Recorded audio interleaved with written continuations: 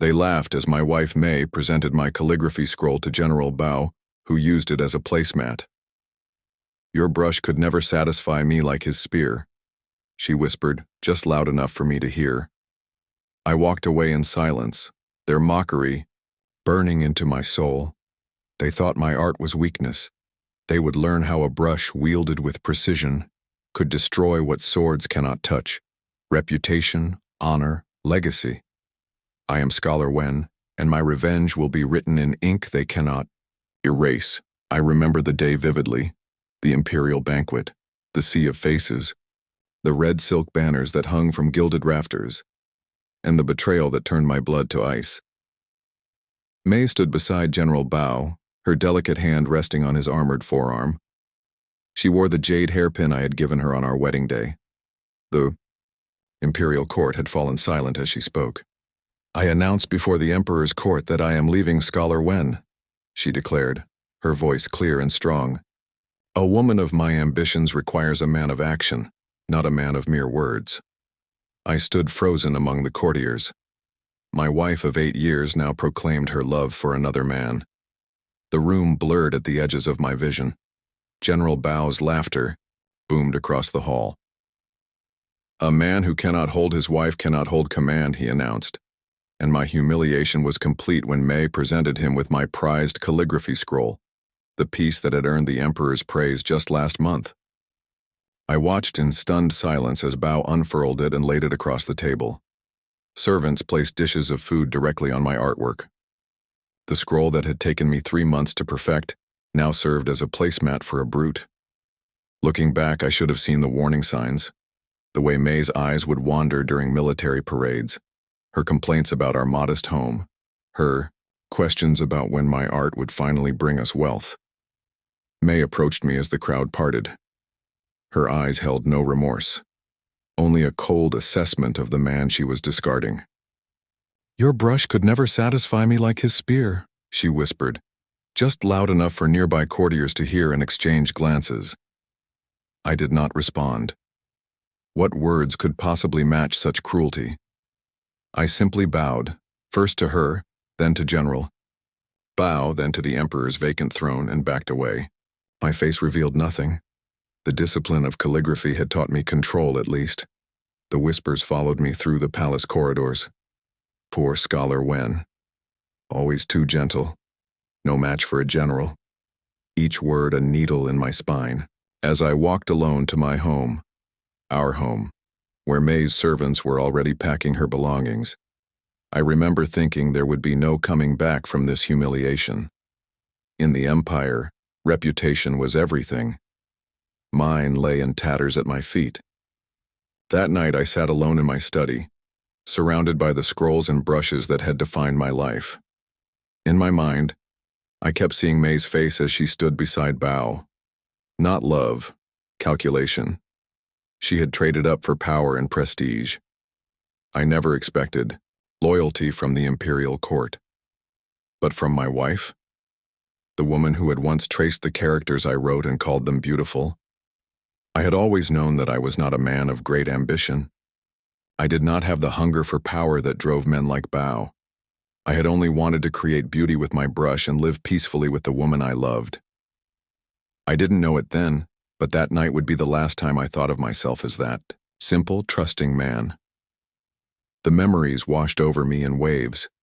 Meeting May at a poetry competition, her laughter when I confessed my admiration, our wedding day, her face hidden behind red silk, the nights spent reading poetry together, the mornings, watching her arrange flowers in our courtyard, all lies, or perhaps truths that had soured over time. Had she ever loved me? Or had I simply been a stepping stone on her path to greater things? I took out clean paper and my finest brush. If these were to be my final hours, I would leave behind something beautiful, something true. I began to write my last poem. Poison sat beside me, a small jade bottle containing extract of white oleander. Quick, they said. Relatively painless. I had purchased it weeks ago, when I first suspected May's betrayal, but could not bring myself to confront her. I thought of my ancestors and how they would receive a man who died by his own hand, with pity, with understanding, with shame. The brush moved across the paper, each stroke precise. In calligraphy, intention matters. The pressure of the brush, the flow of the ink, the moment of lifting away, all reveal the heart of the artist. My heart was broken and the characters showed it. I felt curiously calm. This would be my final work. Let it be perfect at least. The poem complete, I set down my brush and reached for the poison. One quick drink, then darkness.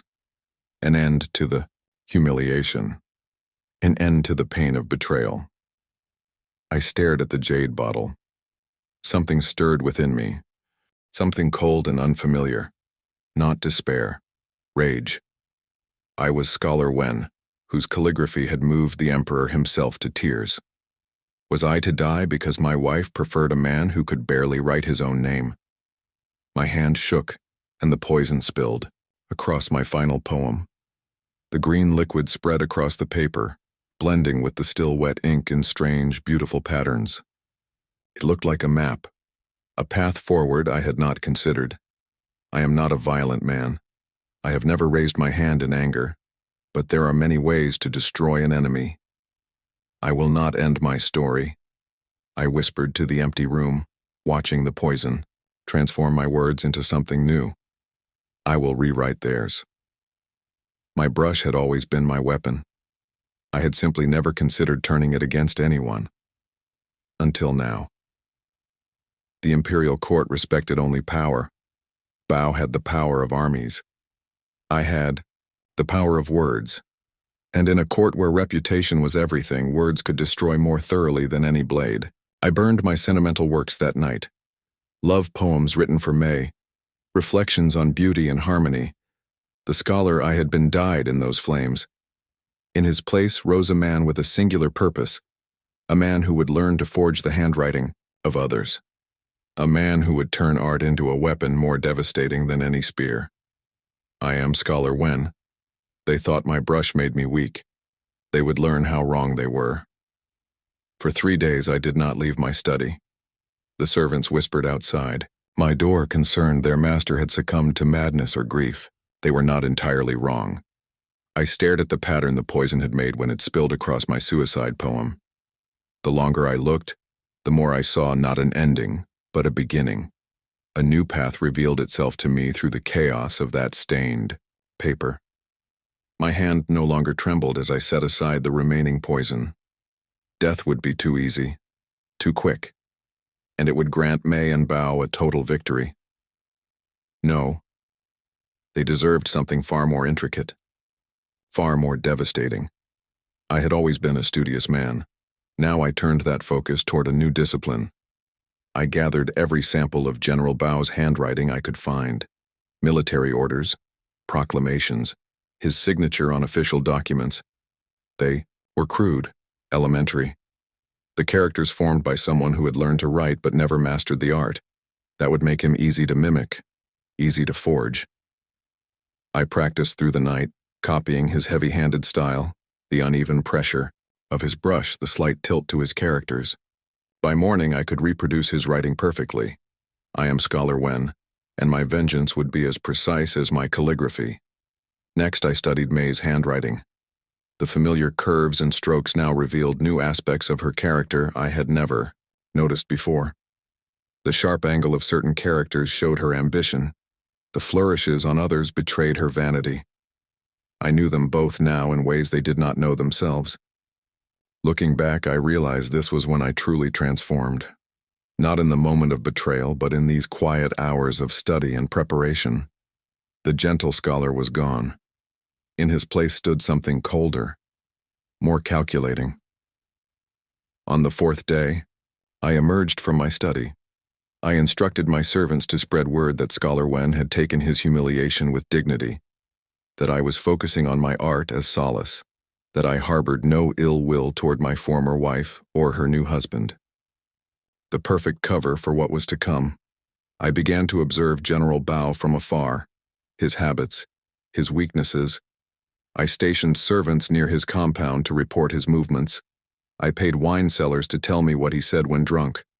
I learned that, despite his fearsome reputation on the battlefield, he was deeply insecure about his lack of education. He pretended to appreciate poetry and literature, but understood neither. Most importantly, I confirmed what I had long suspected. He was functionally illiterate. He could sign his name and read simple military orders, but anything more complex required a scribe's assistance. This would be his undoing. I didn't know it then, but my pain was transforming into something powerful, something dangerous. At night, I practiced different handwriting styles, not just Bau's crude scrawl, but the flowing script of court poets, the precise characters of imperial scribes, the distinctive style of renowned scholars. I became a master of forgery. I also created a disguise. I shaved my scholar's topknot, darkened my skin with walnut juice to appear as a laborer who worked outdoors, adopted stooped shoulders and a shuffling gait. When complete, no one who knew Scholar Wen would recognize this humble scribe seeking work in the military quarter. One morning, as I applied my disguise, I caught sight of myself in the polished bronze mirror. The face looking back was one I barely recognized. The eyes that had once held such gentle scholarship now burned with cold purpose. I wondered, briefly, if my revenge would hollow out what remained of my soul. If I was sacrificing the very qualities that had once defined me as a man of culture and refinement. My art was always meant to move souls, I told my reflection. Now it will destroy them. The question of morality troubled me. I had always lived by the principles of harmony and balance taught by the ancient philosophers. Was I abandoning everything I believed in for the sake of vengeance? I am Scholar Wen, and I decided that justice could be as worthy a pursuit as beauty. My first target was not Bao or Mei directly. That would be too obvious. Instead, I identified the perfect unwitting accomplice, the Emperor's third aunt, Lady Lin, elderly, unmarried, but wielding surprising influence at court. She sat on the Imperial Literary Council that determined official appointments. She had a well-known appreciation for military men with cultural aspirations, and most importantly, she possessed a wicked sense of humor and a love of court intrigue. I knew the palace routines well enough to know when Lady Lin would be attending poetry readings in the Imperial Garden. I paid a street urchin to deliver a carefully wrapped package to her chambers during this time, ensuring it would be waiting when she returned. Inside was my first creation, 3 love poems, written in General Bao's distinctive, crude handwriting. I had made them passionate, but just slightly inappropriate, filled with military metaphors for love that bordered on the vulgar. I included just enough genuine sentiment to be convincing, but with double meanings that an educated reader would immediately recognize. The poems were addressed to Lady Lin herself, praising her wisdom that outshines mere youth, and her dignified beauty that has clearly captured the heart of a man who has conquered provinces. I signed them with Bao's name and official seal, which I had carefully reproduced. Then I waited. A master calligrapher understands the importance of timing. The perfect moment to lift the brush from the paper, the precise instant to allow the ink to dry before continuing. I would not rush this composition.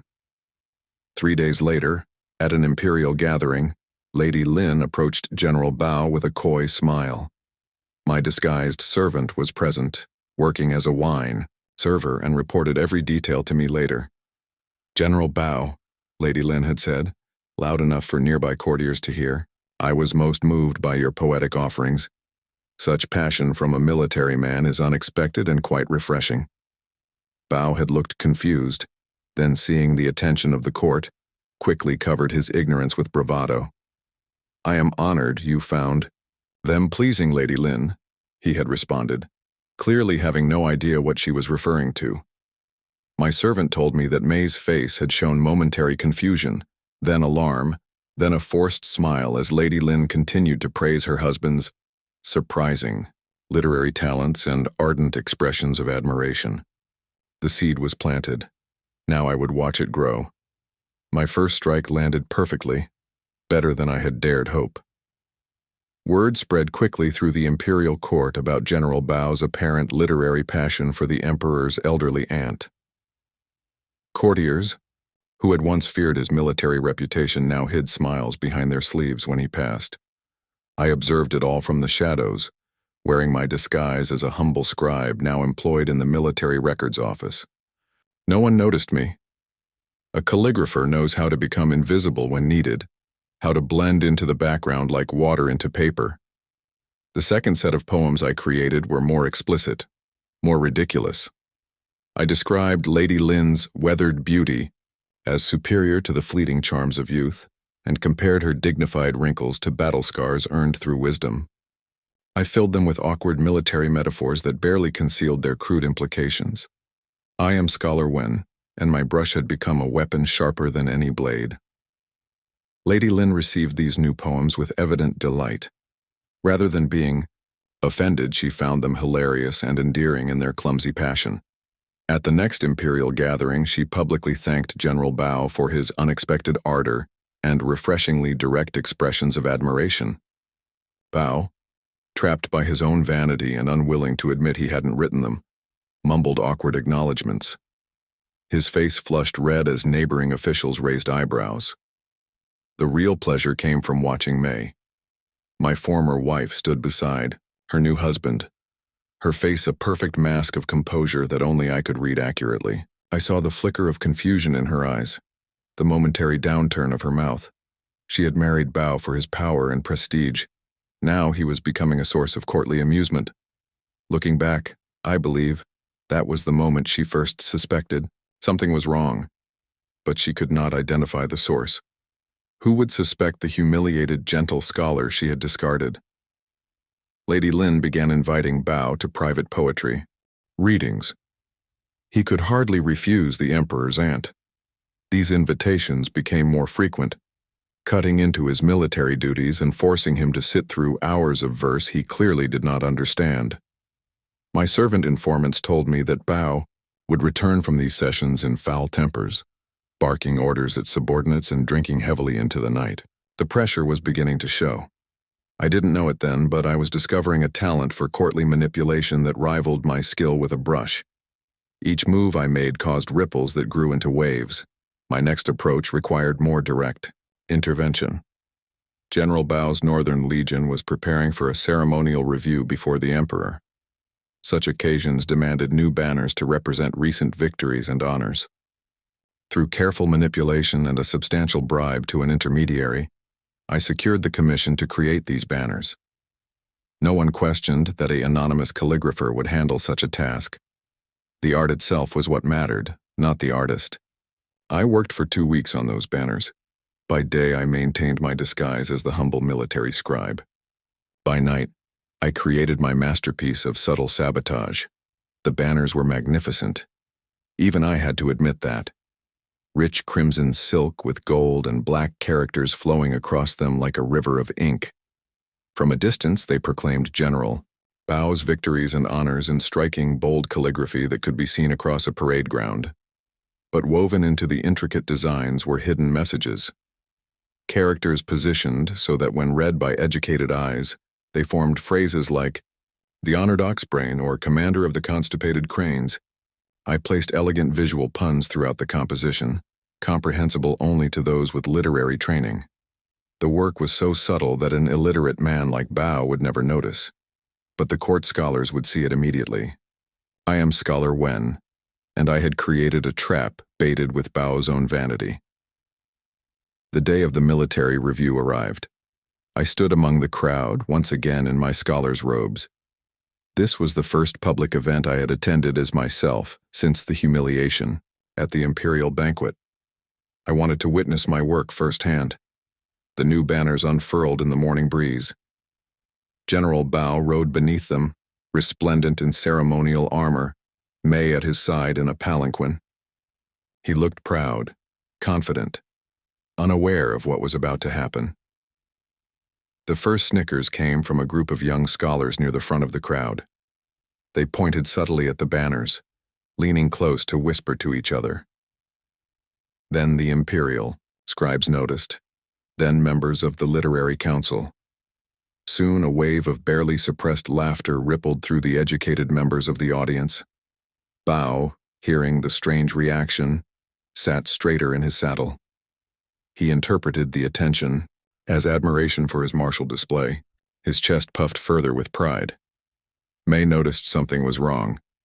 I watched her eyes dart to the banners, scanning them with growing alarm. She had enough education to recognize the insults woven into the beautiful calligraphy. Her face paled.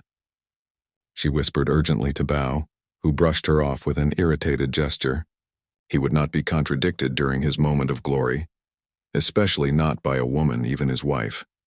The emperor himself was present, seated on his portable throne. I saw his scholarly advisors lean close to whisper explanations. The emperor's face remained impassive, but a slight twitch at the corner of his mouth betrayed his amusement. By evening, the hidden messages in Bao's banners were the talk of every literary circle in the capital. Scholars who had once feared the general's temper now exchanged the clever insults over wine, adding their own elaborations. Poets composed mocking verses inspired by my creation. General Bao's fearsome reputation had begun to crack. The whispers had changed from "Poor Scholar Wen" to "Have you seen General Bao's banners?" May tried desperately to explain the joke to her husband. My informants told me this led to their first serious quarrel. Bao accused her of jealousy over his growing literary reputation and his special relationship with Lady Lin. He refused to believe his magnificent banners contained any insults. To admit he couldn't see what was plainly visible to educated people would be to admit his illiteracy. His pride would not allow it. I returned to my home that night feeling a cold satisfaction. The blade had been inserted. Now I would begin to twist it. The next day, I appeared at court for the first time as Scholar Wen. I wore simple but elegant robes. I spoke politely with former acquaintances. I even nodded respectfully when I passed General Bao and May in a corridor. The look of confusion on May's face was exquisite. She had expected me to remain in hiding, nursing my humiliation. Instead, I had returned, composed and dignified. I made no mention of the banners, no reference to the scandal, of the love poems to Lady Lin. I behaved as though none of it concerned me in the slightest. This, I knew, would disturb May far more than any direct confrontation. She knew me well enough to sense something had changed, but could not identify what it was. I am Scholar Wen, and I had only just begun my composition of revenge. My return to court life was strategic. I accepted invitations to literary gatherings. I performed calligraphy demonstrations for appreciative audiences. I composed verse that earned praise from the Imperial Literary Council, all while Bao struggled with the aftermath of the banner incident. The court had divided into those who feared Bao too much to acknowledge the joke, and those who found his ignorance of it deliciously entertaining. The second group grew larger each day. I maintained my disguise as a humble scribe in the military, offices 3 days each week.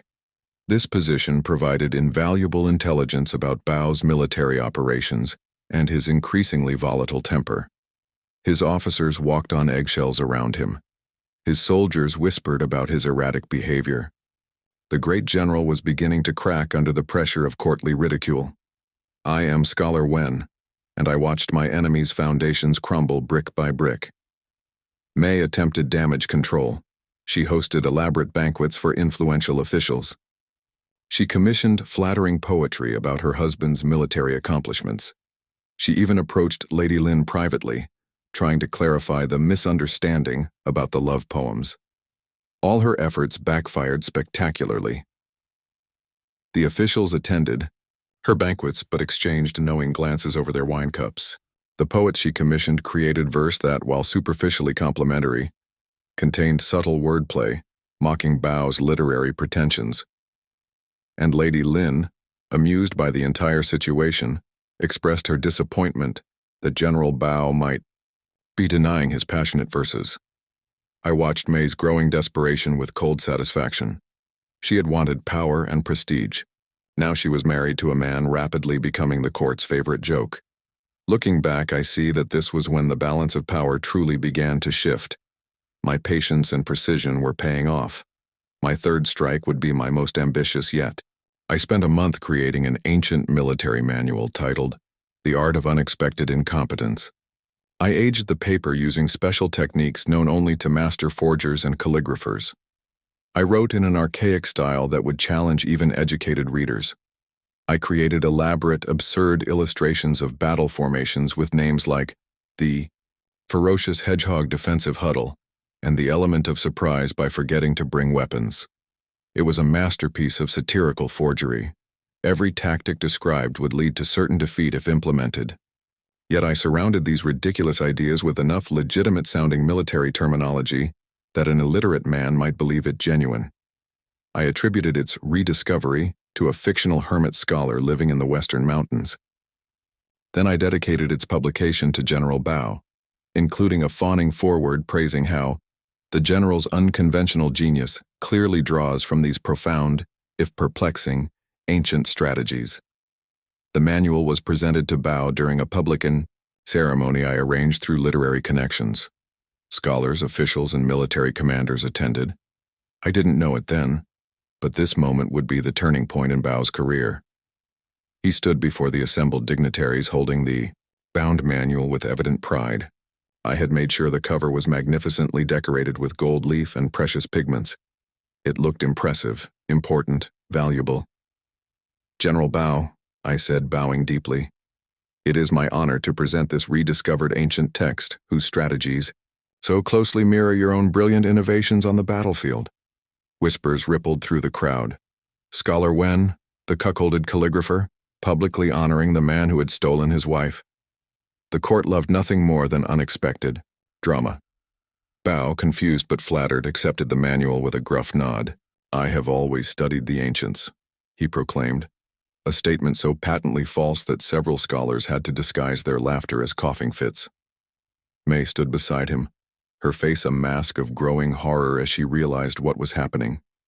She had education enough to understand that any ancient manual appearing so conveniently was suspicious. The fact that I was involved made it certain, but she could say nothing without insulting her husband publicly. I am Scholar Wen, and I had just handed my enemy the instrument of his own destruction. Within days, copies of The Art of Unexpected Incompetence circulated among the educated elite.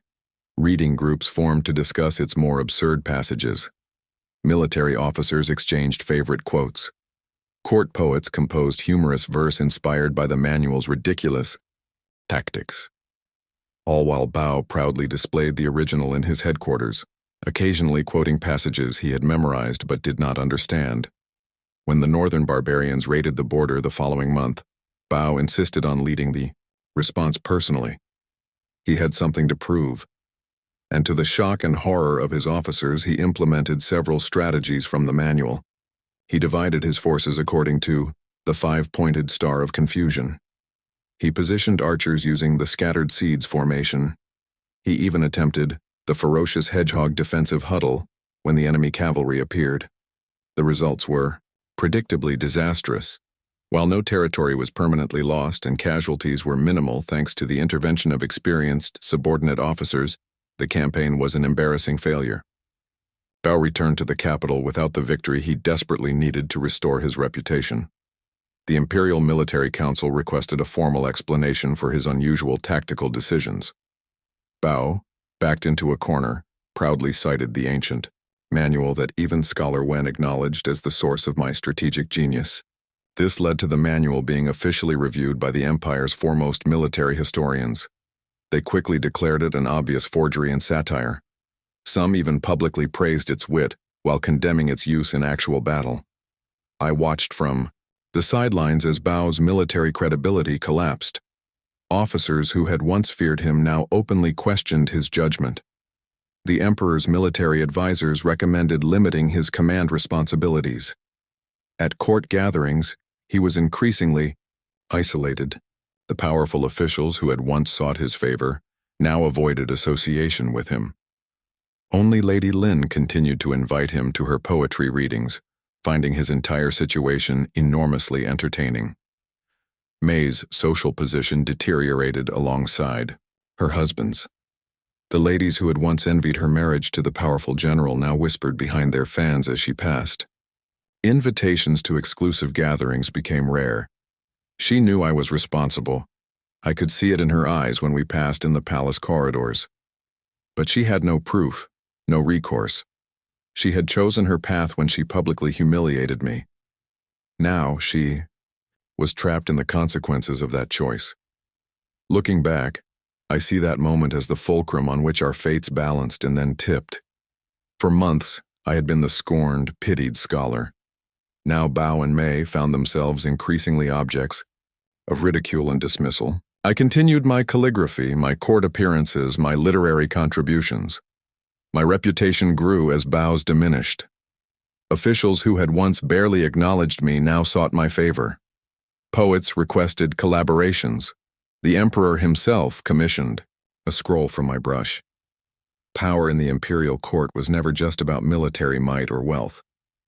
It was about influence, respect, and the ability to navigate the currents of favor and disfavor. I was rising, Bao was falling, and Mei was caught in the undertow. I am Scholar Wen, and I had rewritten the story they thought was finished. My next move would be the final stroke, the coup de grace that would complete their social destruction and my satisfaction. The Imperial Military Council convened to discuss General Bao's recent battle failures. I attended as an observer, a privilege granted to scholars of my growing reputation. Bao stood before the assembled officials, attempting to explain his disastrous tactical decisions. The formations described in the ancient manual were simply implemented incorrectly by subordinates, he insisted, his face flushed with anger and embarrassment. The head of the council, General Wei, stared at him with unveiled contempt. The manual has been declared a satirical forgery by every military historian in the empire, yet you continued to implement its strategies even after initial failures. Bao's hands clenched at his sides. The manual was publicly presented and endorsed by Scholar Wen, a respected member of the Literary Council. All eyes turned to me. I maintained a carefully neutral expression. I merely presented a recovered manuscript that seemed to reflect General Bao's unique approach to warfare, I said mildly. I am a calligrapher, not a military strategist. I relied on General Bao's expertise to validate its contents. The trap closed around him perfectly. If he admitted he couldn't recognize the manual as satire, he admitted his illiteracy and ignorance. If he claimed I had deliberately deceived him, he would appear to be blaming a respected scholar for his own failures. I am Scholar Wen, and I had maneuvered my enemy into checkmate. The council reduced Bao's command authority. They assigned senior advisors to assist with all future military decisions. His independence was effectively gone, though he retained his title. Mei watched. From the gallery, her face a mask of controlled desperation. She had tied her fate to Bao's rising star. Now that star was plummeting. I caught her eye briefly as the session concluded. I offered a small, polite bow. Nothing in my expression revealed the cold satisfaction I felt at her growing panic. The imperial court thrives on momentum. Once a powerful figure begins to fall, former allies become vultures. Those who had feared Bao now felt safe to whisper about his past brutalities. Officials who had courted his favor now distanced themselves. Rivals who had been silenced by his rise now spoke openly against him. Looking back, I see how perfectly my plan aligned with the natural dynamics of court politics. I had simply provided the initial push that started the avalanche. My final stroke required preparation more meticulous than anything I had attempted before.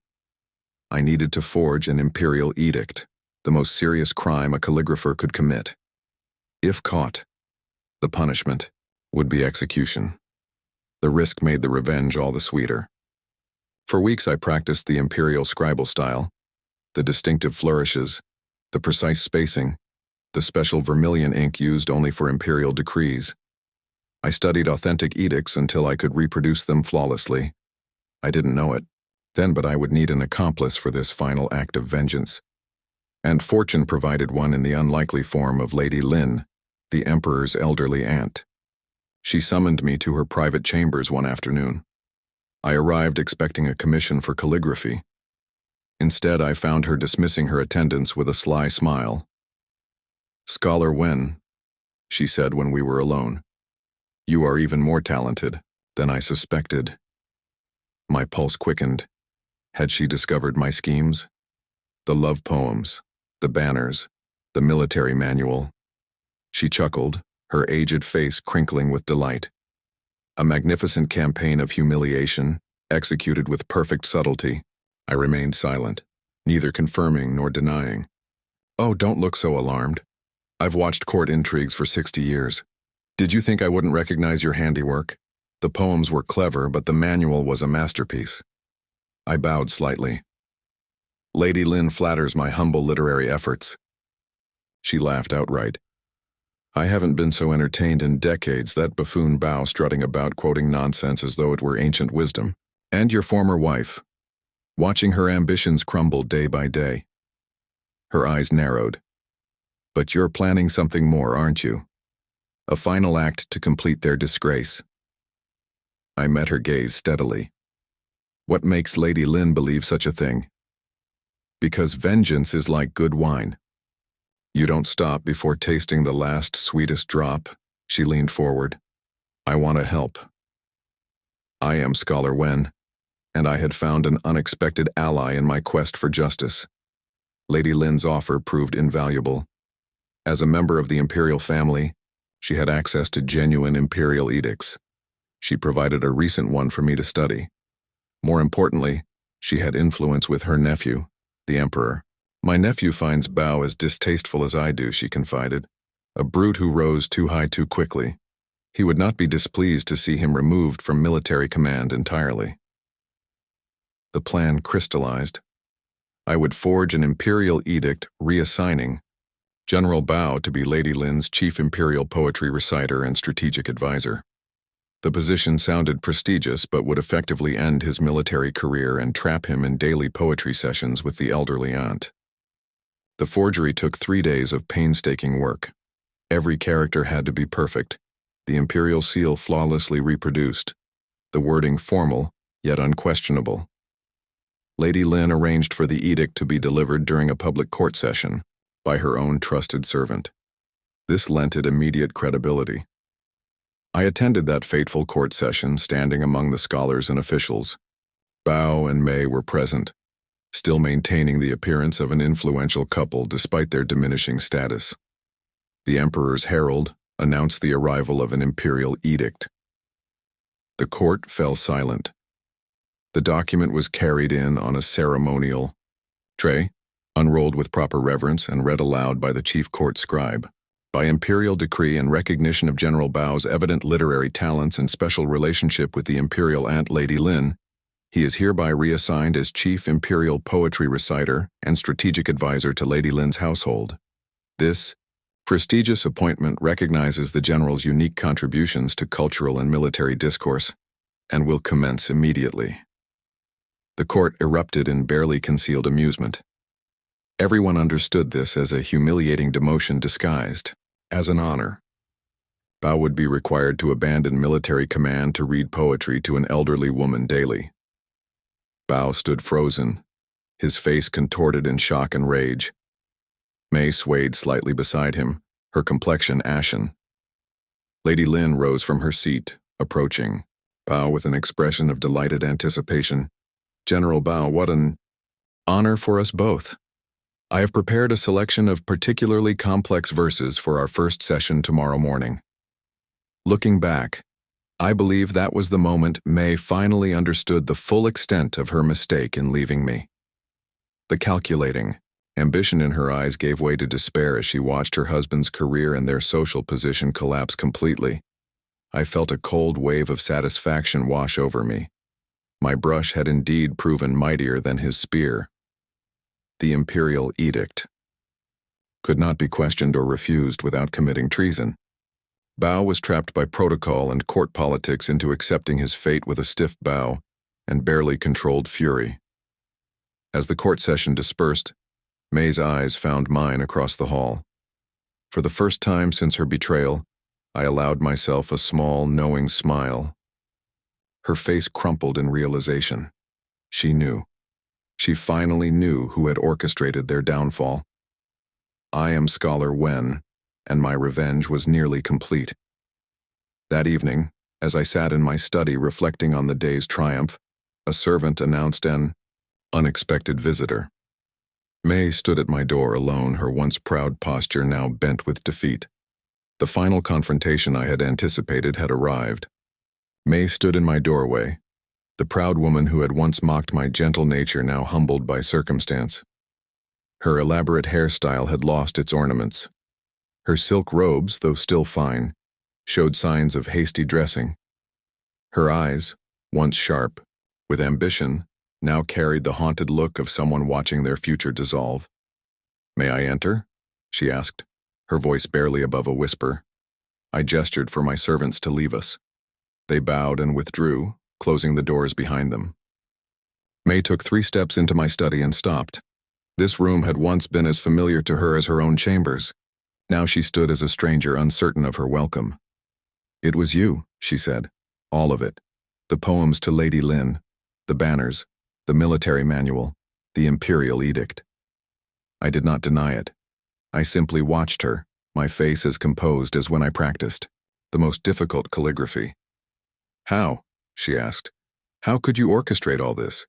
You were always so gentle, so unworldly, so focused on your art." I allowed myself a small smile. "My art has many applications, May.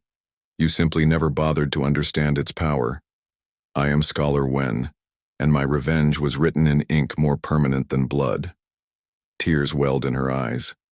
Once, those tears would have undone me completely. Once I would have moved mountains to prevent a single drop from falling. Now I observed them with clinical detachment, like noting the spread of ink on paper. "I made a terrible mistake," she whispered. "I was blinded by ambition, by the promise of power and prestige. I convinced myself you were too weak, too scholarly, to give me what I wanted." She took another step toward me. "You are more powerful than I ever imagined, more ruthless, more capable." Her admission of error should have tasted sweet. Instead, it felt hollow.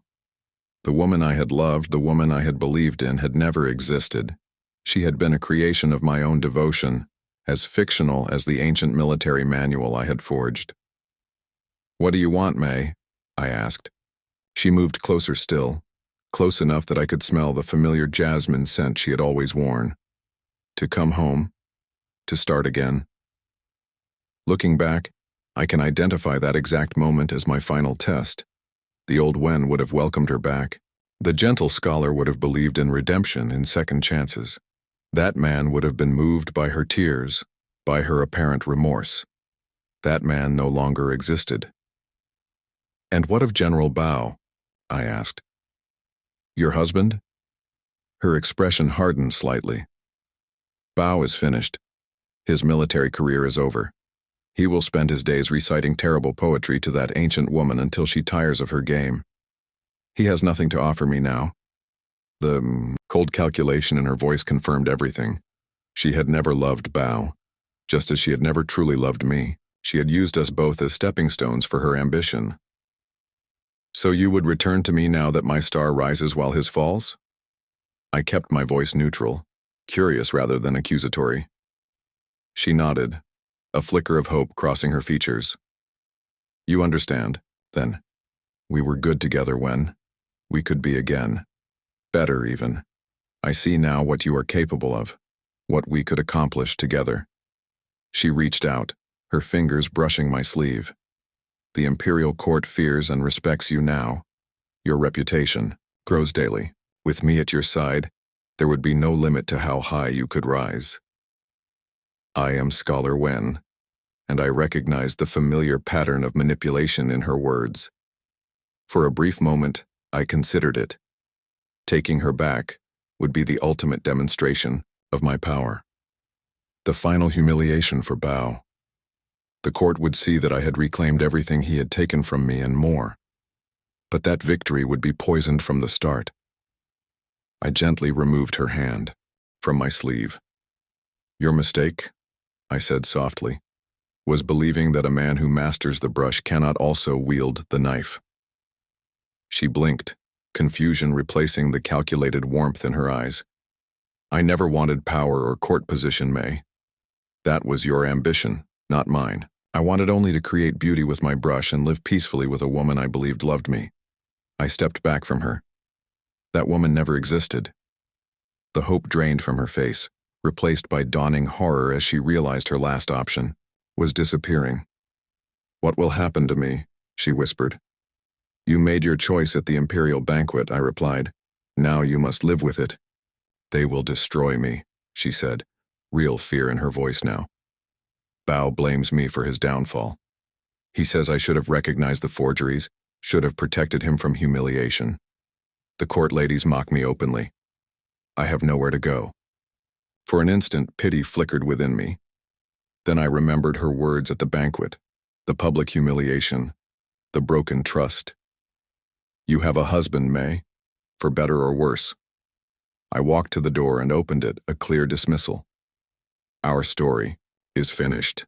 She left without another word, her shoulders bent, her once proud walk reduced to uncertain steps. I closed the door behind her and returned to my calligraphy table. The blank paper waited for my brush like an unwritten future. 1 year passed. I was appointed official imperial calligrapher, the highest artistic position in the empire. My work adorned the imperial palace. Young scholars sought my teaching. My reputation for both artistic excellence and subtle wit made me welcome in the most exclusive literary circles. General Bao remained trapped in his role as Lady Lin's poetry advisor. His military authority never returned. The once fearsome commander had become a court joke, forced to recite and compose terrible verse for the elderly aunt's daily entertainment. I didn't know it then, but Lady Lin had found the entire affair so entertaining that she had confided portions of the truth to her nephew, the Emperor. Far from being angry at the deception, he had been impressed by my ingenuity and the poetic justice of my revenge. May had fared worst of all. Bao blamed her for his downfall, but would not release her from their marriage. She was neither accepted in his household nor welcomed back to court society. Her beauty faded quickly under the strains of her diminished circumstances. Her ambitions turned to ash. I am Scholar Wen, and I had rewritten all our destinies with my brush. On a clear autumn morning, as I walked to my new imperial quarters, I passed May in the street. She wore simple robes, her once elaborate hairstyle replaced by a modest arrangement. She carried a basket of modest offerings, likely heading to a temple to pray for better fortune. For a moment, our eyes met. Hers still held a flicker of the beauty and intelligence that had once captivated me. And something else, something pleading, a silent request for mercy, for a chance at redemption. Before I could respond, a messenger approached, bowing deeply. "Scholar Wen, I bring news from Lady Lin. The Emperor's aunt wishes you to know she has arranged a marriage for you with her grandniece, Lady Zhen. She says it is payment for providing the most entertaining year of her long life." The messenger leaned closer, lowering his voice. "The lady is said to be both beautiful and scholarly, a rare combination. The wedding is to take place next month, with the Emperor himself in attendance." I felt a smile form on my lips, the first genuine smile since before May's betrayal, not because of the arranged marriage to a beautiful young woman of high status, though that was certainly fortunate, but because I recognized the perfect symmetry of the moment, the completion of a pattern begun the day May had publicly humiliated me. May had heard the messenger's words. She took a hesitant step toward me, her eyes filled with a desperate hope that I might acknowledge her, might offer some small kindness. I turned away without a word and continued walking toward my new life. Behind me, I knew May stood watching, finally understanding the full measure of what she had lost and could never regain. My brush writes only one ending for those who betrayed me, I said to myself as I walked away, never looking back.